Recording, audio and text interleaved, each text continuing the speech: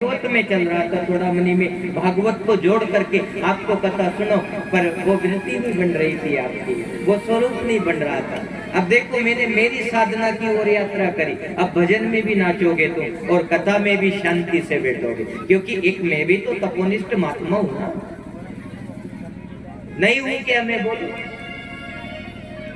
भागवत कथा तो वो ही करता है जिसका मन स्थिर रहता है, जिसकी आत्मा चैतन्य है और उसे आत्मा का बोध हो जाता है, वही भागवत कथा कर पाता है। याद रखिए, मुझे भागवत कथा का बोध है और मैं भागवत कथा करता हूँ। आपको जो भी जरूरत पड़ती है वो चीज मैं यहाँ से दे देता हूँ और मैं कभी कोई कमी नहीं रखता हूँ। क्यों? कि मुझे भगवान ने जो धामा भर के प्रसाद बांटवा की है, वो प्रसाद मैं आपको रोज नित्य बांटने की कोशिश करता हूँ। माता बहन, कथा के की ये कथा कौन करा रिया, पर कोई ने कह दी नहीं कि लो ये प्रसाद बांट दो, आप बांट दो, तो कोई आता है काका जी तुम बांट दो प्रसाद, है ना, तो वो काका जी धामा लेता है और वो प्रसाद बांटने लगता है। तो वो ईमानदारी से प्रसाद बांटता है कि नहीं बताओ? बांटता है, सबको बराबर देता है, सबको बराबर देता है और कोई कमी कसर नहीं छोड़ता है, बेईमानी थोड़ी करता है। तो ऐसे कैसे जो भागवत कथा का रसास्वादन कराते हैं ना कोई भी संत जन, तो याद रख लेना वो परमात्मा की दी हुई प्रसाद पूरी तन्मयता से बांटते हैं और ईमानदारी से बांटते हैं, ताकि जीव आया और उसे उसकी प्राप्ति हो जाए परमात्मा। इसलिए वो है ना मेहनत करता है, जतन करता है। आप चाहे भले खाने पीने में आप भगवान को भूल जाते हो, मैं नहीं भूलता हूँ, हकीकत कह रहा हूं, मैं भूलता नहीं। मैं हर जगह भगवान को याद करता हूँ, हर जगह मैं ईश्वर को है ना दोहराता हूँ, हर जगह में ईश्वर को याद करता हूँ, हर समय ईश्वर मेरी श्वास में रहता है, मेरी वृत्ति में रहता है, मेरे मन में रहता है, तभी जाके तो ये स्वरूप बनता है रोजना 12 से 3। और यदि नहीं रहता तो फिर ये स्वरूप नहीं बनता, और नहीं बनता तो फिर जितने आप आए फिर आपकी जो तमन्ना थी वो सारी धरी की धरी रह जाती कि नहीं? बोलो आप, रह जाती कि गुरु जी के यहाँ गए थे हम तो आस लेकर के, कोई अच्छी सिद्ध भावना लेकर के, और वो हमें नहीं मिला तो फिर यहाँ आना भी तो आपका अधूरापन महसूस होता कि नहीं? बोलो, जब आप जय जयकार करके कथा सुन करके जब आप यहाँ से जाते हो तो सबके मन में बड़ी प्रसन्नता रहती है, आप सब प्रफुल्लित रहते हो, आपके अंदर आनंद रहता है कि आज गया था पर गुरु जी ने भजन गाया, गुरु जी ने कथा सुनाई और बहुत अच्छा लगा, बहुत आनंद हुआ। तो मेरा भी सौभाग्य और आपका भी सौभाग्य, आप मेरी मनोवृत्ति में जी लो, चलो ठीक है, और आप जीवोगे तो उसी में मैं थोड़ा थोड़ा दर्शन भागवत का कराता हुआ आपको भगवान श्री कृष्ण जी का दर्शन करा देंगे। इससे बड़ी बात और क्या है?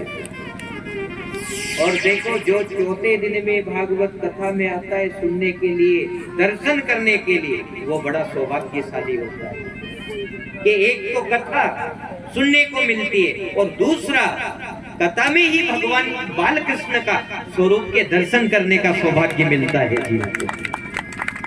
इसलिए आप रहना मत। और फिर देखो, भागवत में भगवान कृष्ण जी का अवतार बाल स्वरूप में आते हैं और फिर 5वें दिन में भगवान की कथा सुनने को मिलती है बाल कृष्ण की।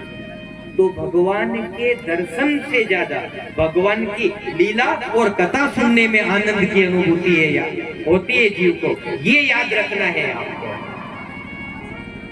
राजा भरत ने सोचा कि मुझे परमात्मा का दर्शन करना है, परमात्मा से जुड़ना है, लेकिन राजन एक हिरनी के बच्चे के चक्कर में पड़ करके वो सारा जीवन ही उसने खत्म कर लिया और उसको हिरण बनना पड़ा, हिरण बन गया। तो यूं कहते हैं कि उसके पुण्य ने उसका साथ नहीं छोड़ा। देखो, तो जब जीव का पुण्य साथ होता है और वो अच्छे नेक रास्ते पे चलता है, नेक कर्म करता है, तो वो उसका साथ नहीं छोड़ता है। कभी साथ नहीं छोड़ता है। एक भाई भी साथ छोड़ देगा। जिस माँ ने आपको जन्म दिया वो माँ भी साथ छोड़ देगी।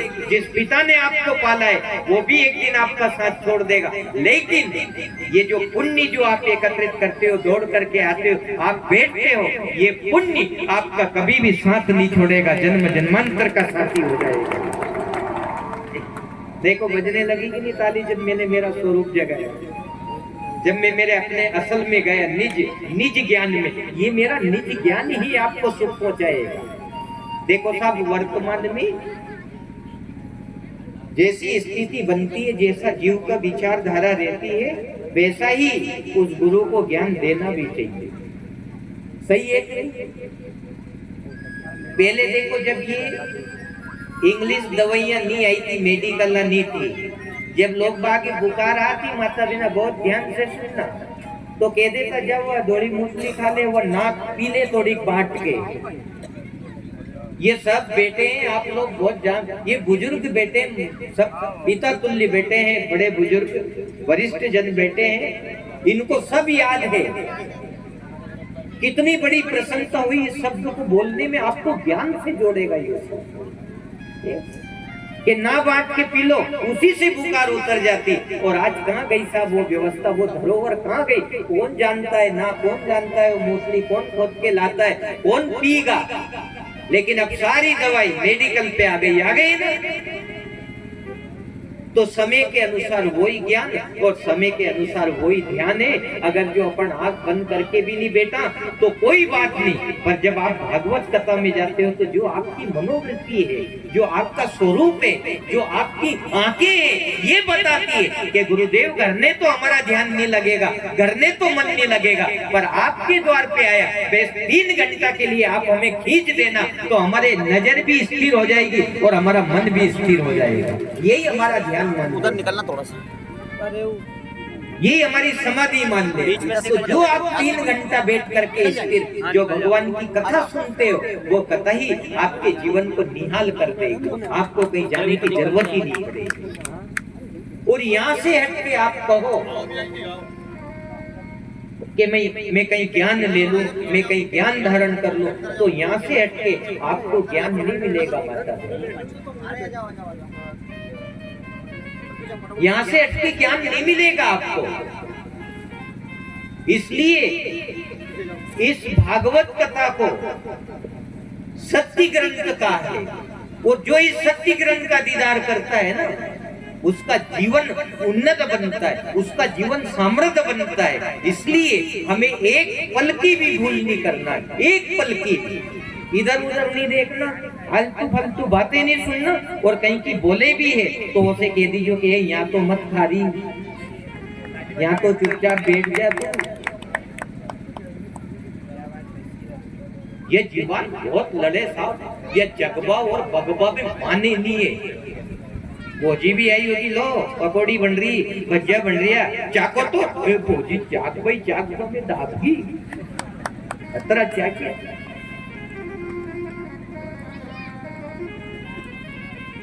चाक भाई चाकबा में।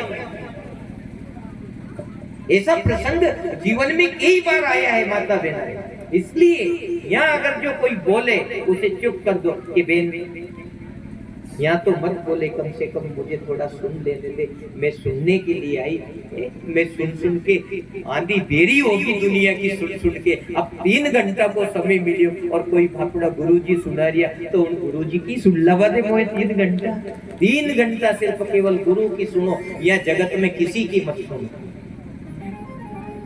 फिर जो आपको निर्मल बोध जागेगा, जो आपकी चैतन्यता जो बढ़ेगी, जो अच्छे शुद्ध विचार बढ़ेगा, वो शुद्ध विचार तो फिर जगत के काम आ जाएगी, दुनिया के काम आएंगे और आप धन्य हो जाओगे। इसलिए इस विचारधारा को आपके अंदर पैदा करना और सब शांति से बैठना। 3 घंटे का प्रसंग रहता है रोज, और बहुत जल्दी समय बीत जाता है। आपको याद है कि कल तुरंत आरती होगी थी